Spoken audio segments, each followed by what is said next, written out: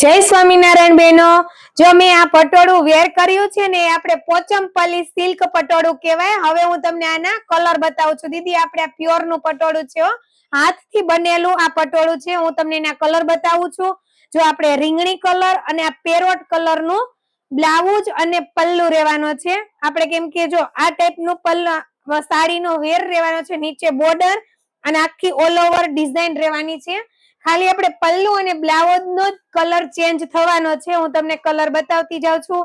જો આપણે આ છે મોરપીચ કલર અને આ ટાઈપ નો એક ગાળા બોર્ડર છે અને આપણે પિંક રેડ ઉપર આપણે બ્લાઉઝ પલ્લુ રહેવાનું છે. જો કે મેં આના કલર તમને આગળ વિડીયોમાં બનાવીને મોકલા છે, પણ ઘણા દીદીને એવું થતું હતું કે આ સાડી વેર કરવાથી કેટલો લુક આપે છે, એના માટે મેં સ્પેશિયલ જો વેર કર્યું છે. એક નંબર સાડી લાગે છે દીદી. આ બધા કલર એક્સ્ટ્રા કલર પણ આપણે લઈ આવ્યા છીએ, તે પછીનો એટલે ફરજિયાત પાછો વિડીયો ઉતારવો પડ્યો. જોઈ લ્યો,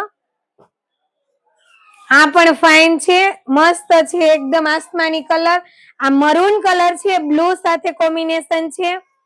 બહુ જ ફાઇન, એકદમ પહેરાતા એમ લાગે જ નહીં કે આપણે સાડી વેર કરી છે. એ ટાઈપ નો આપને લુક આપે છે. પિંક કલર છે અને એમાં આપણે પેરોટ કલર નો બ્લાઉઝ અને પલ્લુ રહેવાનો છે. દીદી, ફટાફટ મને ઓર્ડર કરજો.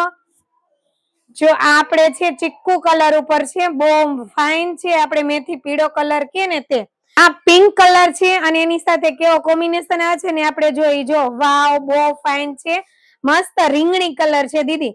રીંગણી કલર નો પલ્લુ અને બ્લાઉઝ રહેવાનો છે.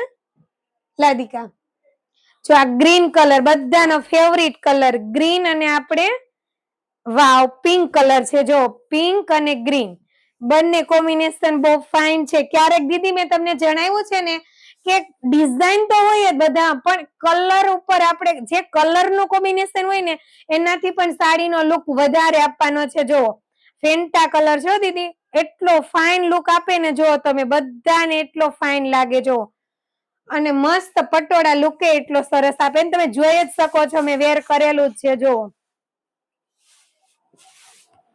કેમ કે મારે બોલવું વારંવાર એટલા માટે પડે છે કે હું ચોખ્ખું કહું છું, ફોનમાં કલર હંમેશા ડિફરન્ટ જ આવે, એટલે મારે વધારે કલર કયા પ્રકારનો કલર છે ને મારે ફરજિયાત બોલવો પડે. કેમ કે વિડીયોમાં કોઈ ઓર કલર દેખાતો હોય અને આપણે સાડીમાં કલર બીજો હોય, એટલા માટે ફરજિયાત કહેવું પડે છે. Thank you Didi.